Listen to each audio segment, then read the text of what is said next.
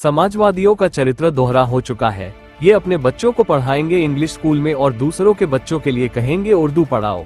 उसको मौलवी बनाना चाहते हैं, कठमुल्लापन की ओर देश को ले जाना चाहते हैं। ये नहीं चल सकता है। योगी आदित्यनाथ। उत्तर प्रदेश की विभिन्न बोलियों को, भोजपुरी, अवधी, ब्रज और बुंदेलखंडी को इस सदन में सम्मान मिल रहा है और हमारी सरकार तो इन सब के लिए एक एकेडमी का भी गठन, अलग अलग एकेडमी के गठन की कार्रवाई को भी आगे बढ़ा रही है। ये सभी हिंदी की उपभाषाएं हैं, यानी हिंदी की बेटियां हैं। भाषा की समृद्धि के आधार हैं और हमें इसका स्वागत करना चाहिए। ये सदन साहित्य केवल विशुद्ध साहित्यिक और व्याकरण से के विद्वानों की नहीं है, आम जन का प्रतिनिधित्व करने वाले माननीय सदस्य समाज के विभिन्न तबके से आए हैं। अंतिम पायदान पर बैठे हुए व्यक्ति की आवाज को भी इस सदन में मुखरता मिले। इसके लिए अगर किसी को हिंदी में वह धारा प्रवाह नहीं बोल सकता तो उसको भोजपुरी में भी अपनी बात को रखने का अधिकार मिलना चाहिए। अवधी में, ब्रज में या बुंदेलखंडी में उसको रखने का अधिकार मिलना चाहिए। ये कौन सी बात हो गई कि भोजपुरी में न बोले, अवधी में न बोले, इसका विरोध है, बुंदेलखंडी में न बोले और उर्दू की आप वकालत कर रहे हैं। ये बड़ी विचित्र बात है।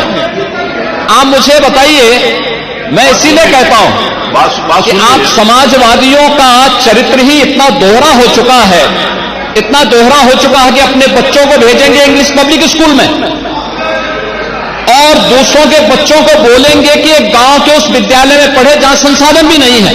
ये दोहरा आचरण और जाकी रही भावना जैसी प्रभु मूर्ति देखी तिन तैसी, यह तो आचरण आप लोगों का है। इसीलिए आपने कल भी भोजपुरी का विरोध किया, अवधी का विरोध किया, बुंदेलखंडी का विरोध किया और आप लोग अपने दैनिक जागरण में, दैनिक जीवन में इस प्रकार के आचरण के आदी हो चुके हैं। और इसलिए अध्यक्ष जी, इसका अभिनंदन हम लोग करते हैं और इन बोलियों को सम्मान मिलना चाहिए। इनके संरक्षण के लिए ही हमारी सरकार भोजपुरी एकेडमी का गठन कर रही है, अवधी एकेडमी का गठन कर रही है संत तुलसीदास जी के नाम पर। इसी के आधार पर ब्रज भाषा इतनी समृद्ध भाषा है। सूरदास जी ने अपनी सभी रचनाएं उसी भाषा में दी हैं। संत तुलसीदास जी ने अपनी कालजयी रचना रामचरितमानस, जो इस सदन में ही नहीं, उत्तर भारत के अंदर और भारत से प्रवासी हुए जितने भी ऐसे लोग हैं जो मॉरिशस में या दुनिया के फिजी में या दुनिया के किसी देश में गए, उनके संकट काल में रामचरितमानस ही तुलसीदास जी का अवधी भाषा में रचा गया, रामचरितमानस ही उनका सहारा बना था। और आज जब उसको सम्मान मिल रहा है तो आप उसका विरोध कर रहे हैं। बड़ी विचित्र सी स्थिति है। आप हर अच्छे कार्य का समाज, आज के यही ढोंग है आप लोगों का, यही ढोंग है। हर अच्छे कार्य का आप विरोध करेंगे, हर अच्छे कार्य का आप विरोध करेंगे।